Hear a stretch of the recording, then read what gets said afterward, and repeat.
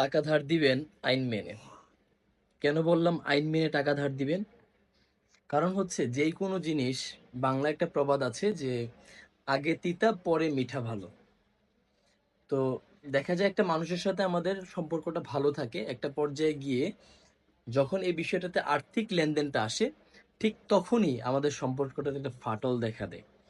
আপনি যখন কাউকে টাকা ধার দিবেন, দেখবেন তার সাথে খুব ভালো সম্পর্ক আপনার যাচ্ছে, কিন্তু যখনই আপনার টাকাটা নেওয়ার বা চাওয়ার পালা, তখন দেখবেন আপনি তার কাছে কারণ দশাইয়া তারপর টাকাটা আনতে হবে।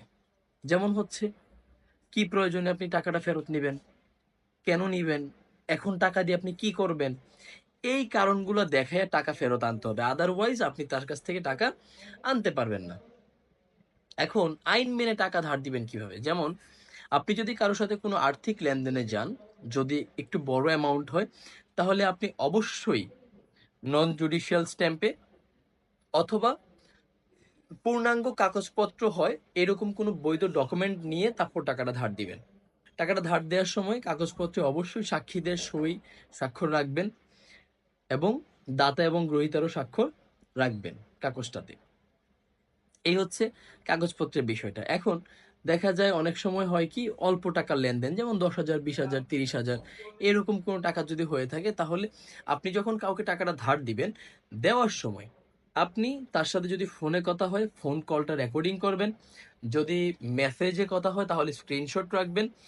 আর যদি কোনো দোকানপাটে কথা হয়, তাহলে দুই একজনকে সামনে রেখে তাকে টাকাটা ধার দিবেন।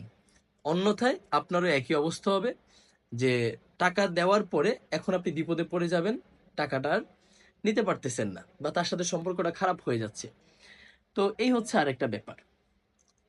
আর নর্মালি যদি কোনো আত্মীয় স্বজনের মাধ্যমে টাকাটা দেন, তখন দেখা যায় ওই আত্মীয় স্বজনের নিকটাত্মীয় যারা আছে তারা তো আপনারও আত্মীয়, ঠিক তদ্রুপ তাদেরকেও জানিয়ে রাখবেন। যাকে টাকাটা দিচ্ছেন তার ভাই, তার চাচা, তার মামা, তাকে জানিয়ে রাখবেন যে আপনার ভাতিজা ভাগিনা অমুককে আমি এত টাকা দিছি। হ্যাঁ, এটা জানিয়ে রাখবেন। নতবা দেখা যাবে আপনারও তার সাথে কোনো এক সময় সম্পর্ক নষ্ট হইতে পারে। আমি এই কারণেই আপনাকে ভিডিওর প্রথমেই বললাম যে টাকা ধার দিবেন আইন মেনে। আইনটা আসছে কেন? যে এইরকম প্রক্রিয়ায়, এই প্রক্রিয়াটা আপনি মেনটেন করে, এই প্রসেসটা মেনটেন করে যদি আপনি কাউকে টাকা ধার দেন, তাহলে অবশ্যই আপনি থানা অথবা আদালতে তার বিরুদ্ধে যেই কোনো লিগেল অ্যাকশনে আপনি যেতে পারবেন। আপনার এতে কোনো বাধা বা আপত্তি দাঁড়াবে না। আপনি তখন আপনার এই ডকুমেন্টগুলো নিয়ে আপনি যখন আদালতে বা থানায় যাবেন, আপনার মামলাটা নিতে তারা বাধ্য বাধ্য থাকবে, এবং আপনি টাকাটা আবার পুনরায় ফেরত পাওয়ার সম্ভাবনা থাকবে। সালাম আলাইকুম।